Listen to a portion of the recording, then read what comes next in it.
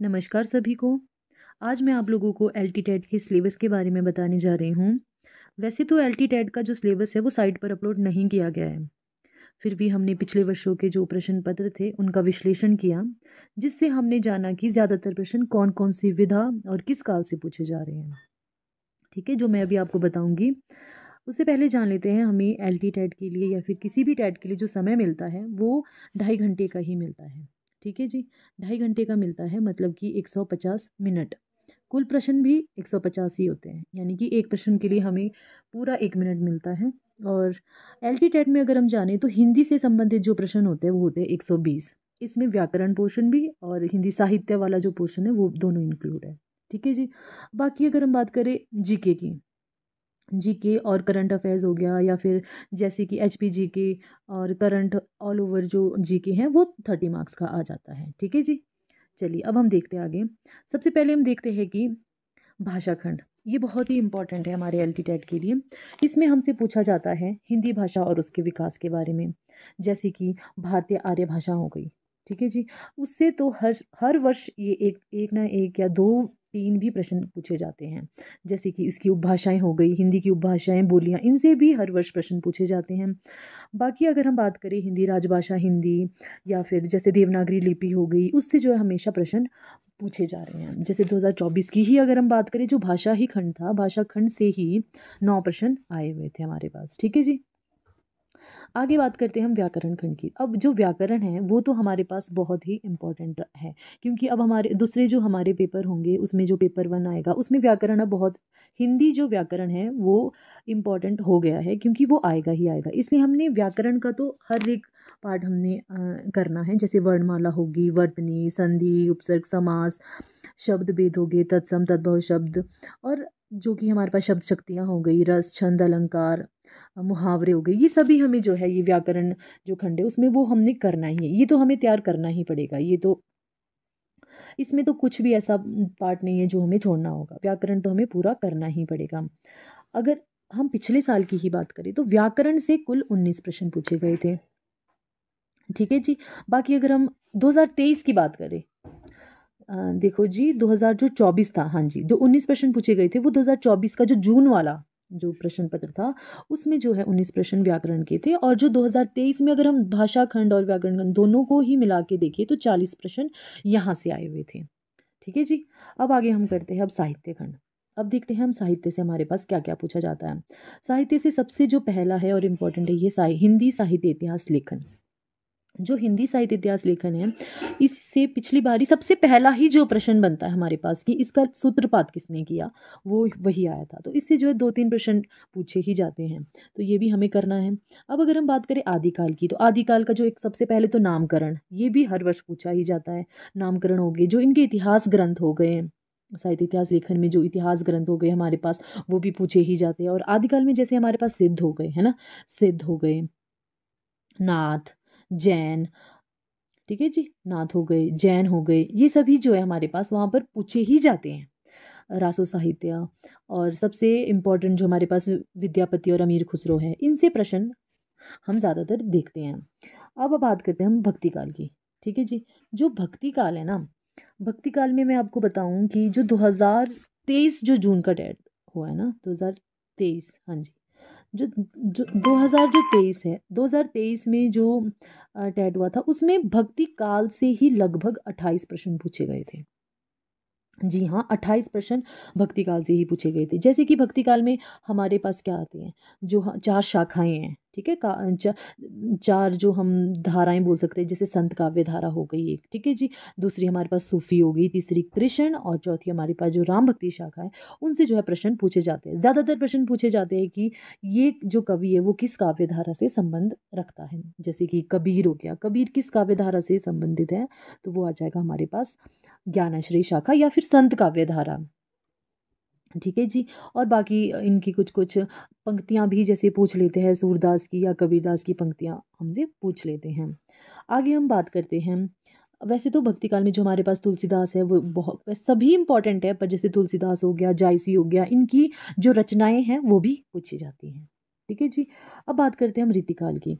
जो रीतिकाल है, रीतिकाल में जो हमारे पास वो आ जाते हैं। सबसे इम्पोर्टेंट जो रीतिबद्ध कवि है, रीति सिद्ध कवि और रीति मुक्त कवि, ये भी हमें पता ही है। इसमें से भी प्रश्न पूछा जाता है, हर वर्ष पूछा जाएगा कि जैसे कि रीति सिद्ध कवि कौन है, ठीक है, बिहारी जी हो गए। रीति मुक्त कवि कौन है, निम्नलिखित में से रीति मुक्त रीति सिद्ध ऐसे से कवि कौन है, तो ये भी हमसे पूछा ही जाता है। और इन कवियों की थोड़ी जो महत्वपूर्ण कवि है उनकी थोड़ी रचनाएं हो गई, और कभी कभी बिहारी की पंक्तियां या गणानंद की पंक्तियां भी पूछी जाती हैं, ठीक है जी। बाकी रीतिकाल हो गया।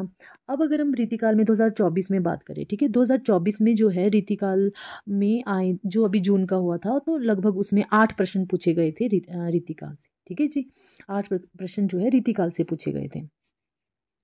चलिए अब हम आगे बात करते हैं। हाँ जी, आधुनिक काल की बात करेंगे। जैसे कि जो आधुनिक काल है, इसमें हमारे पास आ जाता है भारतेंदु युग, द्विवेदी युग, छायावाद, प्रगतिवाद और प्रयोगवाद। इनसे ज़्यादातर प्रश्न पूछे जा रहे हैं। जो हमारे पास नकेनवाद, नई कविता आता है, उससे जो है उतने प्रश्न नहीं पूछे जा रहे हैं, बट इनसे ज़्यादा प्रश्न पूछे जा रहे हैं। प्रयोगवाद तक अगर हम बात करें, प्रगतिवाद जैसे नागार्जुन हो गया, तो इनसे जो है प्रश्न पूछे जा रहे हैं। बाकी जो आगे का जो हमारा पार्ट है, उससे नहीं हमें प्रश्न दिखते हैं इसमें, ठीक है जी।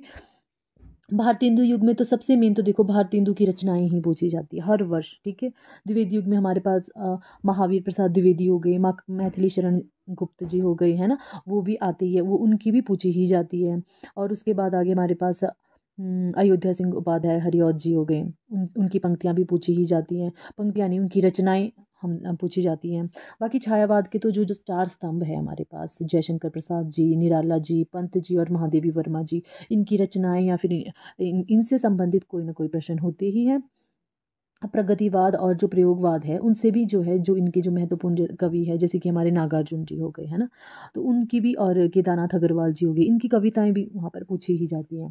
प्रयोगवाद अगे हमारे पास बहुत इंपॉर्टेंट है, उसकी जो कविताएं हो गई, और जैसे हमारे मुक्ति बोध जी हो गए, उनकी कविताएं होगी, और उनसे इनसे संबंधित प्रश्न पूछे ही जा रहे हैं।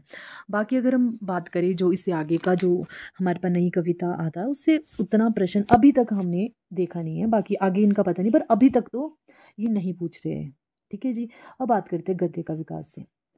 हिंदी गद्य का विकास, जो हमारे पास हिंदी गद्य का विकास है ना, उससे भी प्रश्न पूछे ही जाते हैं। जैसे कि हमारे पास जो फोर्ट विलियम कॉलेज जो आता है, कि वो उसकी जो स्थापना है वो कब हुई, ठीक है जी, वैसे वैसे प्रश्न जो है इसमें पूछे ही जाते हैं।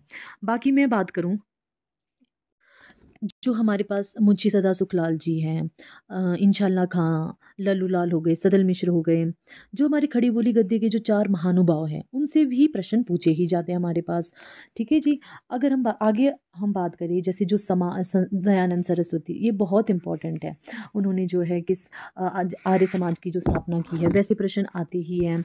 जो संस्था है, संस्था और उनकी जो स्थापना वर्ष और संस्थापक, वो हमसे पूछे ही जाते हैं, ठीक है। बाकी जो हमारे लक्ष्मण सिंह जी हो गए, शिव प्रसाद सिंह सितारे हिंद जी हो गए, इनकी जो है रचनाएं, इनके कथनों से संबंधित प्रश्न और इनकी भाषा से संबंधित प्रश्न हमसे पूछे जाते हैं। बाकी आगे हम बात करें, अगर जैसे उपन्यास हो गए हमारे पास, उपन्यास से संबंधित भी जैसे हमारे पास अगर उपन्यासों में हम देखें, जैनेन्द्र हो गए, है ना, अज्ञे के उपन्यास हो गए, जैनेन्द्र हो गए, और जो हमारे जो सबसे महत्वपूर्ण जो उपन्यासकार है श्रीनिवास दास जी, परीक्षा गुरु जो उनका प्रथम उपन्यास माना जाता है, रामचंद्र शुक्ल जी ने माना है, उनसे संबंधित प्रश्न आ रहे हैं, ठीक है जी। बाकी अगर हम बात करें, अब हम बात करते हैं आगे नाटकों कहानी की, ठीक है। कहानी भी हमारे जैसे प्रेमचंद की कहानी हो गई, यशपाल हो गया, मोहन रागी जैसे जो महत्वपूर्ण कवि है, उनसे संबंधित हमारे पास प्रश्न पूछे जाते हैं। नाटक हो गए, नाटक से संबंधित भी आते ही हैं। अगर निबंध की बात करें, हम निबंध में हम भी जो है, मतलब निबंध से भी प्रश्न आ रहे हैं, ठीक है जी। निबंध से भी प्रश्न पूछे ही जाते हैं, जैसे कि भारतेंदु जी के निबंध हो गए, है ना, बालकृष्ण भट्ट के निबंध हो गए, आगे महावीर प्रसाद द्विवेदी के निबंध हो गए, इनसे संबंधित भी प्रश्न हमसे पूछे जाते हैं। आलोचना में जैसे नामवर सिंह जी हो गए, है ना, जो एक हमारे पास आ गया थे, देवी शंकर अवस्थी जी हो गए, उनका भी जो हमारी उनकी आलोचना थी, एक नई कहानी, संदर्भ और प्रकृति, वो भी बार बार पूछी जा रही हैं, है ना। आलोचना का द्वंद हो गया, जैसे धर्मवीर भारती की आलोचनाएं हो गई, वो भी पूछी जाती हैं। बाकी अगर हम आगे बात करें, जो ये हिंदी पत्रकारिता, जो पत्रिकाएं हैं, उनसे भी हमसे एक या दो प्रश्न तो आता ही आता है, ठीक है जी।